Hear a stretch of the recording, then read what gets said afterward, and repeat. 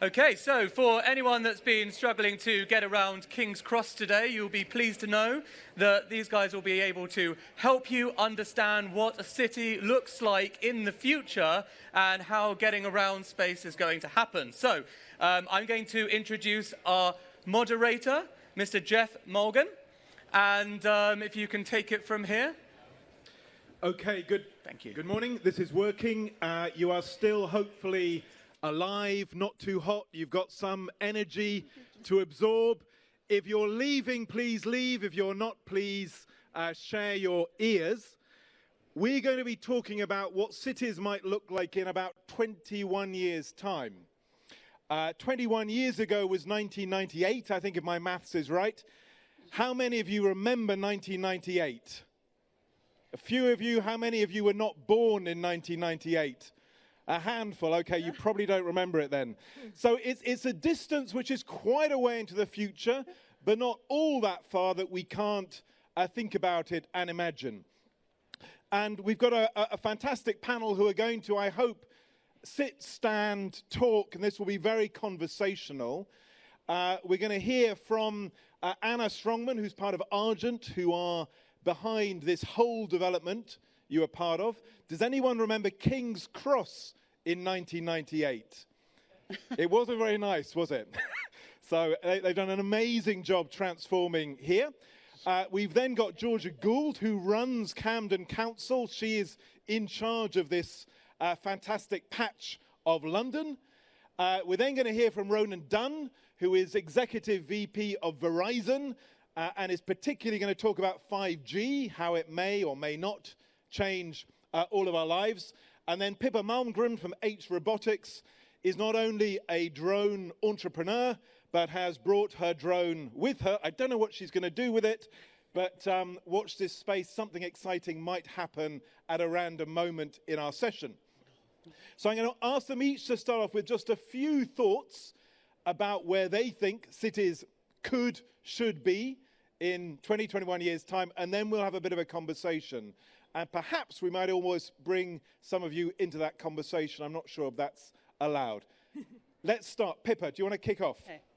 And do walk around at any point if you feel like it's very hot. We need air to flow somehow. Thank you so much. So I'm going to tell you a little bit about what I see in terms of urban development from the point of view of someone who manufactures commercial drones. The interesting thing about technology is that it's both massively overhyped and massively underutilized at the same time. So understanding what is and is not possible is part of our task. So as an example, I manufacture these in central London. We're competing with the world's most significant players in this market, and everyone assumes you must be way out in a big warehouse space somewhere. But modern manufacturing actually does not require large physical spaces. It doesn't even require that much capital. And this is important for the future of cities, because what I see happening is manufacturing coming back to the center of urban areas. And there's an incredible amount of manufacturing going on in London today. It's just people kind of don't believe that it's possible. Second, I am in this space of basically democratizing access to the third dimension, allowing people to get an aerial view of things. And we haven't really had that before. Drones are a relatively recent phenomena. So what's really fascinating is most people are not 3D in their thought process, they're 2D. So they ask me always, what do your drones deliver? Now the fact is drones will be delivering things in urban areas, and they already are being used to deliver things like blood and medicines. But for anything heavier than that, we're at a stage in the market's development where, frankly, most of the drones that you know about and you've read about are basically toys that were developed for retail consumers. So they're not capable of carrying heavier items, and amazingly, they can't handle wind, rain, literally. So I have to say, London has been our lab. So we handle driving rain, freezing cold, gusting winds, 25 knots. That means it's possible now to talk about delivering, for example, organs between hospitals in a London environment. But until now, drones haven't been rugged or robust enough to handle that. But that's just a 2D view. A real 3D view is to understand that drones are not really best at delivery. What they're really, really good at is data gathering. So I see cities becoming real centers for data gathering. And that means understanding, for example, where water leaks are happening around the city. Now you can detect these by putting sensors on drones. You can find where there are electrical problems on the grid. You can see, for example, things like in construction sites, where the earth is moving in a particular way that indicates you have a risk to the development process of a big building in the middle of a city. I don't know if you guys are familiar with Arup, the big engineering company, who recently added, I think it was 4 or 5 floors underground at Claridge's without evacuating the building. And part of what they did was to use aerial data, most of it from satellites, but nonetheless aerial data, to look at how the dirt was moving on the surface. And imagine, Claridge's, it's concrete, and then it's a little bit of dirt with one tree. That was enough to see the pressures building underneath as they built 5 floors underneath. So bottom line is, what we have to do more than anything to understand the city of the future is exercise far greater imagination and to remove ourselves from a purely 2D way of thinking and move into a 3D. I personally love the quote from Mark Twain, which is, "The eyes cannot see clearly if the imagination is out of focus," and no better subject to apply that to than the future of cities. Fantastic. Just before you sit down, I think we have a room full of 3D people. Okay. First of all, where exactly do you do your manufacturing? Hyde Park Corner. Hyde Park Corner, that famous manufacturing That's right. zone of the world, hotbed of the Industrial Revolution. It is now. And secondly, roughly, in 2040, how many drones will be in the skies of London on a typical day? So I think there will be almost no retail consumer drones because the toys will be regulated out because they are aircraft and you'll be required to fly them as if they're aircraft from this coming November. But industrial drones that are serving industrial purposes, I suspect will be on automated pathways, autonomous pathways, and they will exist in numbers, but probably you won't be aware of them, or they'll happen mainly at night, or they'll be out of the public purview. I don't imagine a world where these are just going to be hovering around all over the place. So at night, and these will be very quiet by then? They are very quiet already. This is, you can't hear this from 60 meters. It does sound very quiet right now. Okay, many thanks, Pippa. Thank we'll you. come on to other things. Ronan, over to you.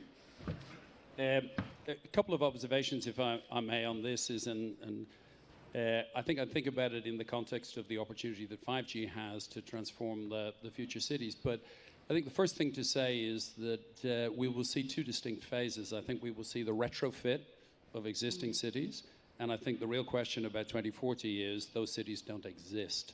And that's the really interesting opportunity. And I'll give you a parallel. The first 10 years of television was described to me at the BBC as radio in front of a camera. It was simply the observation of a radio broadcast with a fixed camera in the corner. What we've seen in the first wave of connected cities and other things is in reality just an enhancement of the automation of what we already do. What we haven't seen is transformational change. So what I see is that essentially the connected cities and the future city will be a context by design, which is ubiquitous connectivity supporting contextual information to create the context and the opportunity in your city or in any other location, whether that be multifaceted sensors in a city environment or whether it be the ability to build out real-time enterprise factory and enterprise solutions in remote locations. But one of the things I think that we can think about is the very nature of those cities will require a fundamentally different approach to the nature of work, the nature of education. And so the danger is if we look at it as enabling connectivity and an infrastructure thing, we may well lose out on some of the critical enablers, which are different work styles, different lifestyles that would support that city of 2040. But I'll give you a couple of examples of things that we're already doing. So the reference to commercial flights. So the Civil Aviation Authority equivalent in the US, you already log every single flight, and we actually have a commercial business, which is the one that actually logs flight paths for drones in the US. The second thing is multifaceted sensors. If I tell you that on the wireless networks in the US now, we can actually identify gunshots in a city to a specific device of a specific type, fired from a specific location, and provide that information to first responders within seconds inside that community. So yes, it's smart cars, yes, it's traffic management, but it's much more fundamental than that. Pipelines already a good example, be they water, be they other utilities, the ability to actually fly drones and make sure that you can monitor for leaks and other things straight away. But I think in this the area of education and the nature of work, because I think the application of AI at scale means that a lot of what are the manual repetitive processes in our communities are going to be automated fully. And I think one of the really interesting things for the 2040 is how much creative space are we going to have in those cities? Because actually if we take away the low value add, mundane work experiences and we offer the opportunity for lifelong learning, actually we create space for creativity, and bizarrely we may well have a renaissance that is actually being enabled by technology. So I see 2040 as connectivity providing context and actually a redevelopment of a much more diverse and creative society. And just one question for you before you sit down, which is about your planning assumptions. You cover very large urban and rural areas. A gathering like this 40 years ago would probably have assumed cities were going to shrink because all this technology would allow people to, live anywhere, work from anywhere. Instead, cities like this rebounded in population. First of all, perhaps actually, let's ask you first. Do you think cities like London will be significantly bigger, significantly smaller, or about the same in 20 years' time? About the same. Okay, quick show of hands. Who here thinks cities like London will be significantly bigger in 20 years' time? Significantly smaller? About the same? So I think the bigger... Just wanted and size. And of course, no one has the faintest idea what the correct answer is to that question. Ronan, thank you. Georgia, tell us how the people of places like Camden will help to shape cities they actually want to live in.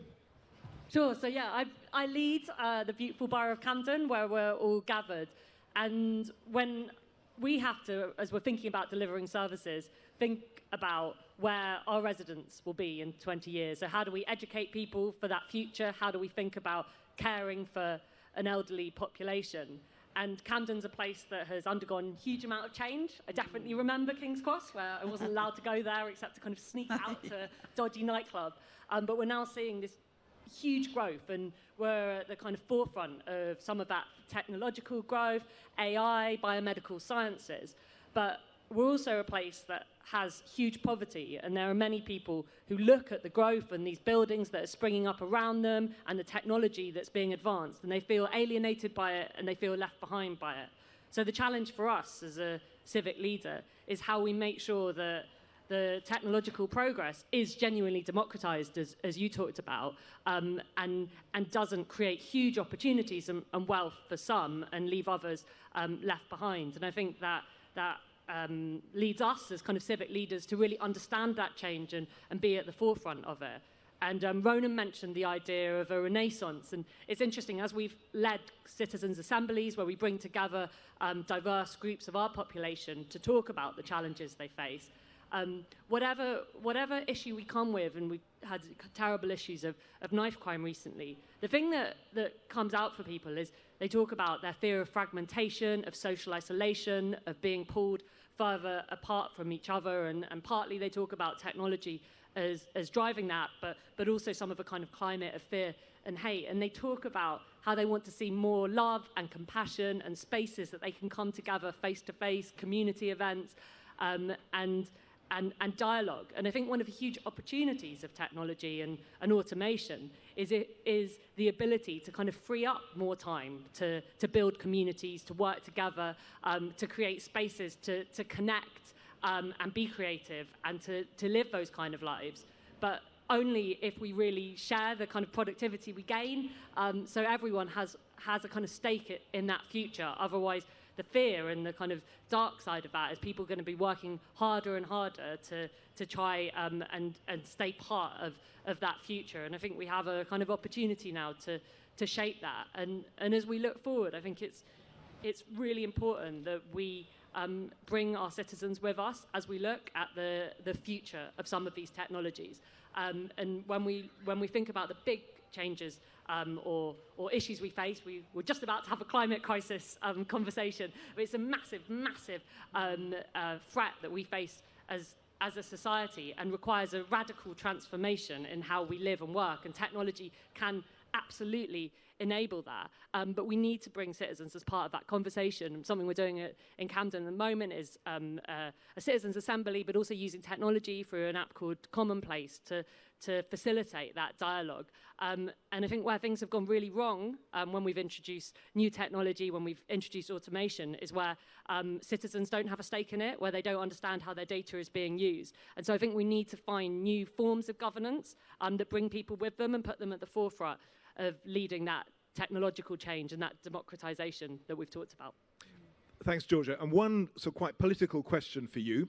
So there's a common sort of picture of the next 20 years whereby perhaps in 2040, in a place like Camden, the winners of AI, perhaps many of you in this room, will be sitting in your big houses, somewhere like Hampstead, cowering behind walls with lots of cameras and so on, while out there are the people whose jobs have been destroyed, are angry, impoverished.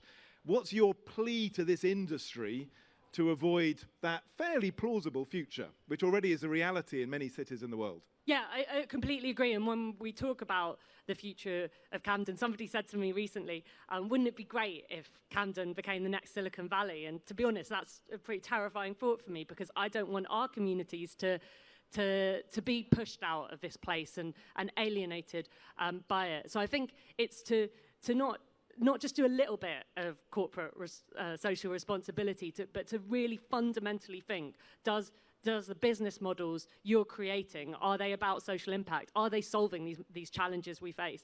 Earlier we're talking about diversity, and actually we all know creativity comes from diversity. Are we really making the effort it needs to employ people from really diverse backgrounds, whether it's people with disabilities, people who are furthest away from the labour market at the moment? Because it requires a real investment. You know, we have young people in Camden who are being stabbed on our streets and see the little boundaries of our estate 2 minutes away from here. And what it takes to really work with them, to bring them into some of this future, is investment of time and relationships and resource. But if you do it, you get double back in terms of creativity and energy. And we really have, I think, a massive opportunity to lead inclusive innovation in this place, in this city, and create something different. Great. Thank you, Georgia. And then our fourth... Yep. Our fourth speaker, Anna, who is actually building parts of this city, which will come to fruition in about 20 years' time. So how are you doing so? Hiya, I'm Anna. I work for the developer of King's Cross. We did start in 2000. Maybe speak right into a bit, yeah. We started in 2000, and believe it or not, we've still got about 40% of King's Cross to build out. So these things take a long time. We're also building up in North London a new town, 7,000 new homes, 3 million square foot of offices, 3 new schools.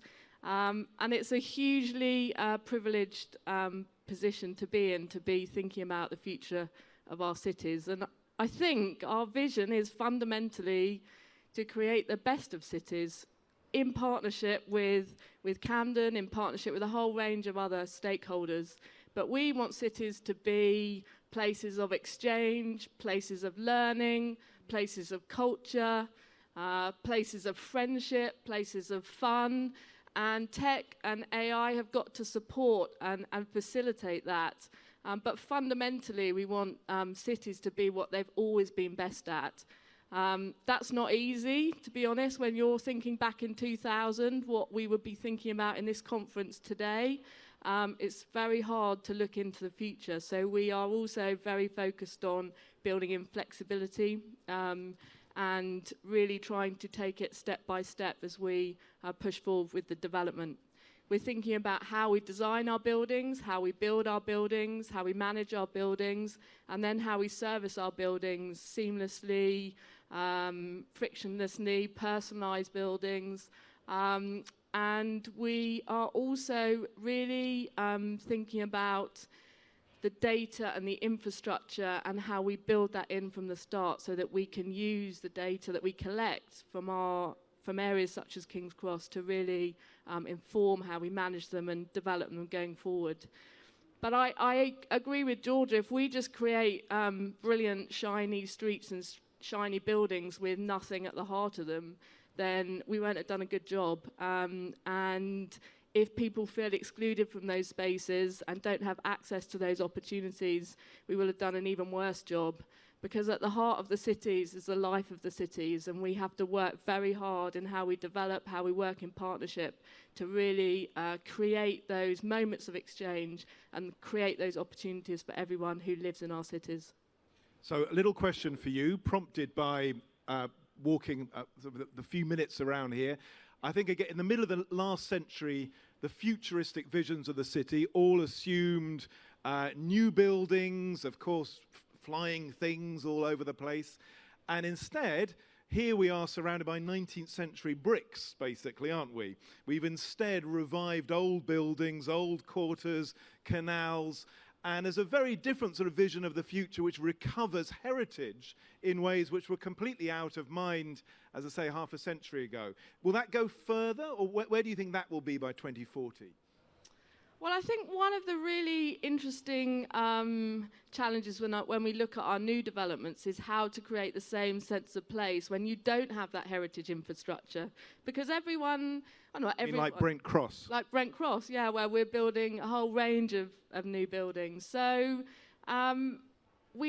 you kind of have to start actually with the public realm, which goes back to that point of creating spaces which are fantastic public amenities, but are also places that everyone can access, everyone feels welcomed in if they're managed correctly, and which are the point of that exchange. And I think if you start with high quality public realm, which is managed to be safe and clean, but open and welcoming and accessible, that is the heart of your development, and you build from that to create a sense of place.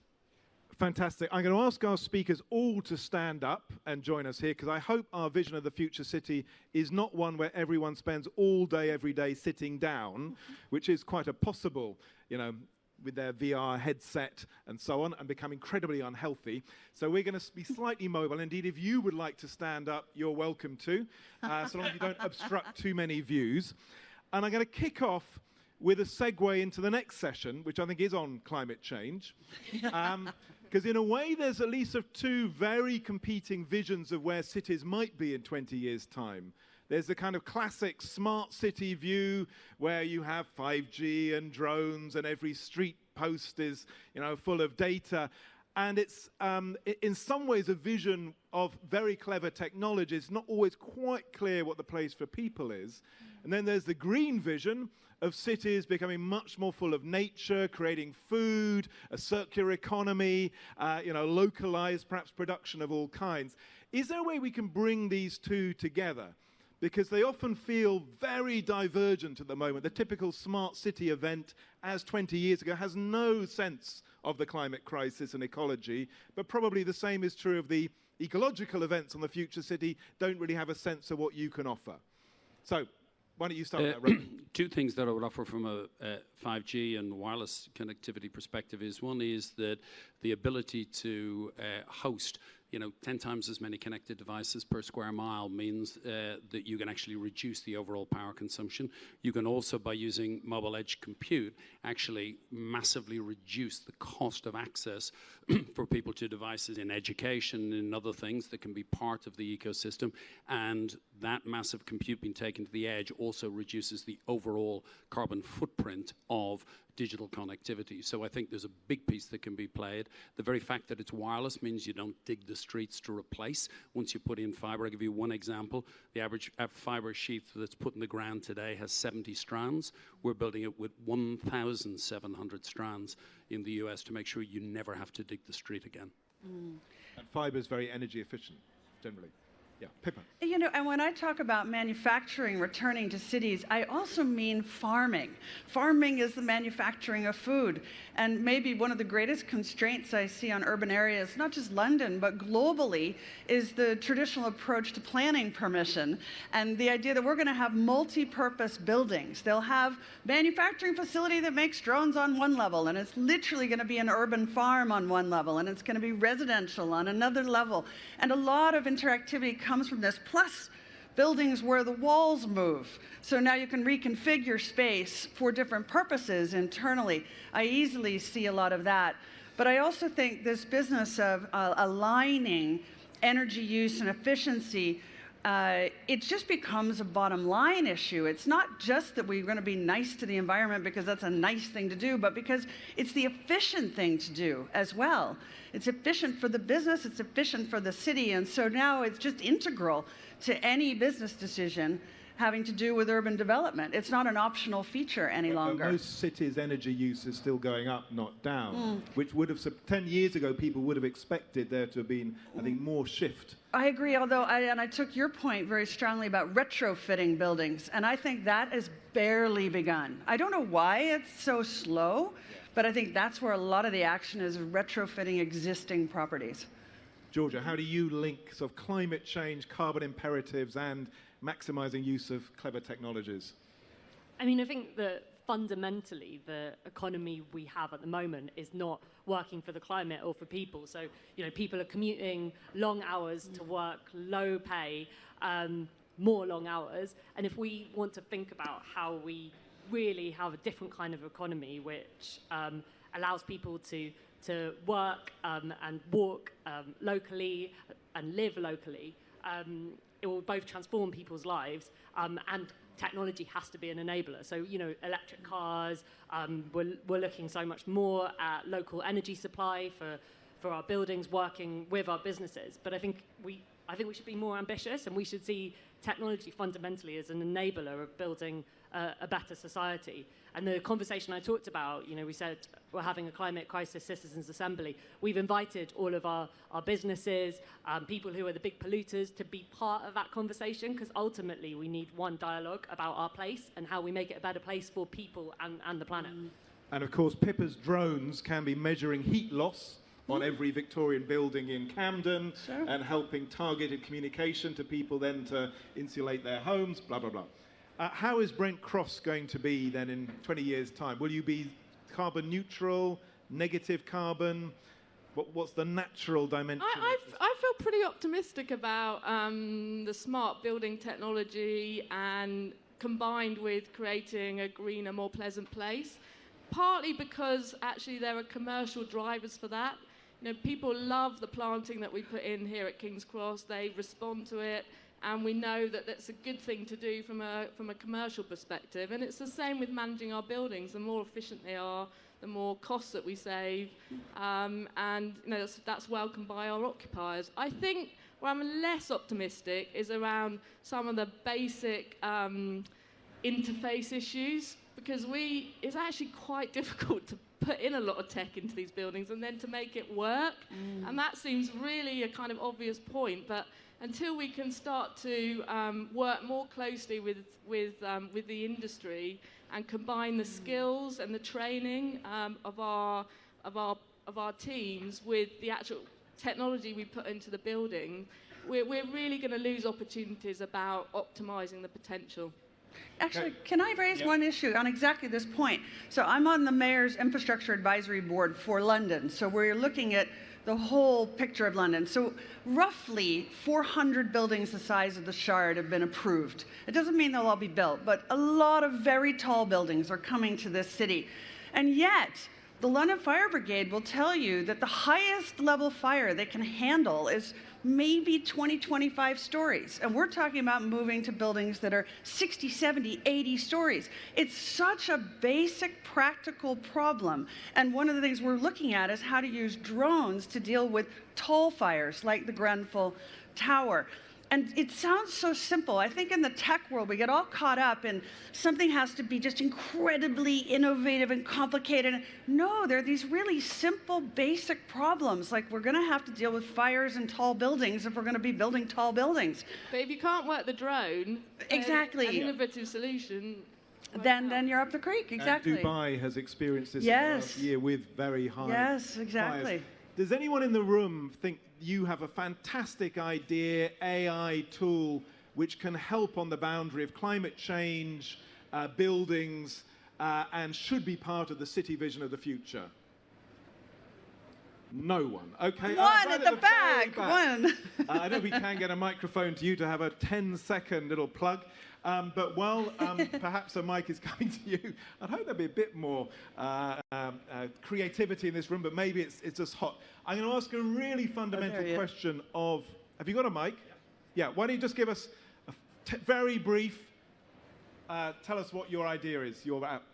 So we've been building an app which showcases maps, events, for all around social impact, and everyone can have their own version, so you can map very different things, and each then social impact community can have their own app, which is amazing because most of them can't get that information out to their user base. And what's the name anyone should search for? Appy Maps. Appy so Maps. Like Happy Maps, but without the H. Yeah. Okay, fantastic, thank you. Right, a question which I think we may close on, we'll almost close on, is about the data. So in all the visions of the future city, there is vastly more data being generated, being used, being collected by your drones or street lights or our own devices. Who should own or control that data? Should it be Verizon or Facebook? Should it be Camden Council? Should it be some new entities? Should it be citizens? Who would like to answer this question, which is now hyper-political, especially in places like Toronto, where Google Sidewalk Labs probably is going to collapse, actually, from having got this wrong.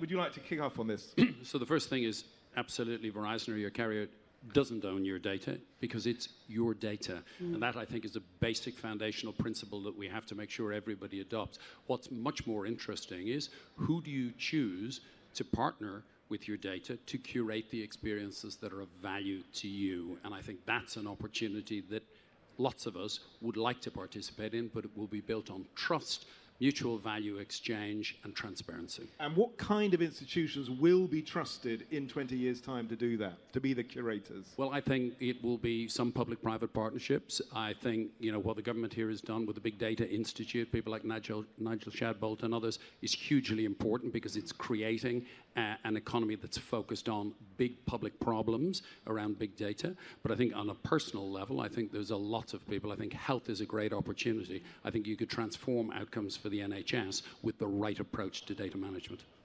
Georgia? Yeah, no, I think one of the things we're working on at the moment in Camden is a kind of charter of digital rights for exactly this. These are a kind of new kind of set of civic rights that need to be developed, and we haven't really had a proper conversation about data. And it's true within public services. You know, we want to share data between council services and the NHS. But I think I absolutely agree with you. People need to understand the data that is being shared, have a really simple way to give permissions, and people need to have that ownership of their data, but it requires a completely different way of educating people, investing in their capacity, and I do think some independent oversight. I think that we as kind of civic democratic leaders have a place in that to support residents and facilitate the conversation, but I think we really need to invest in it, and we need to think of it as civic rights. Pippa. I think the way to think about it is we are now, through this data gathering process, turning atoms into bits of data. So every person, every place, everything, every motion, every emotion is all being captured in kind of a holographic gathering of quadrillions of data points. It literally forms almost like a crystal ball. And part of our job is going to be to conjure forth answers from this crystal ball, but also to understand that the balance of power is dramatically shifted between states and citizens, companies and customers. And this requires some thinking about what are the governance structures that will be required in this new, almost fourth dimensional space where my digital spirit exists and decisions are being made about that more than me, and that knows more about me than I know about myself. And the same for each one of us here. Okay, and I'm going to end with a very unfair question for very brief answers. To ask you, what film do you think best helps us think about the city of the future? There have been great films in the past like Fritz Lang's Metropolis or Blade Runner, offering either mainly dystopias rather than utopias. Is there any film you think helps us to think either what we want or what we want to avoid? Ooh, I quite like Breakfast at Tiffany's, which is probably not what you're going to expect, but just the street scene of her walking down the street and having a bloody nice time in the middle of the city, that's what I want to see in the future. Fantastic. Oh, gosh. You know, I'm with you on the creativity front. I'd like to leave it wide open to have a vision that hasn't already been shown to us in film. I mean, it's back to what I said before. Our own imagination is the limiting factor. So I prefer to believe that whatever image of the future we'll have, no filmmaker has shown us yet. I'll be negative and say Chernobyl, the new drama series. And the answer is, if we're not going to hold people accountable, we can't be certain what we're building. And I think in an AI world, setting the rules, in a data world, setting the governance rules, and understanding who's accountable is a critical enabler for what I believe is a massively exciting future. Thank you. Georgia. Okay, I'm going to end really negatively because I think about Hunger Games. And, you know, the real fear that some people will have access to all of the best kind of technology and life-saving medicine, and some people will be completely left behind by it and almost become kind of, you know, the way that we watch each other, the way that we kind of lack humanity towards each other. You know, the dark side of technology can take us there, and it's for us to shape something different. But we have to be aware of it. Well, thank you. Hunger is probably a good thing to bring in at this point. It's about to go for lunch. Finally, there's two very quick plugs. One is if you're interested in some of the answers on data governance, you might be interested in a paper we published a few months ago on the ecosystem of data trusts, which suggests what exactly that landscape might look like in 5 or 10 years' time. And also, if you want a little bit of stimulus, I've got a piece today in Computer Weekly on AI myopia. Which is trying to be a little bit provocative, but it's a 5-minute read as you chew over your, whatever it may be, ciabatta over there. Can you please join me in thanking our 4 fantastic panelists? Thank you.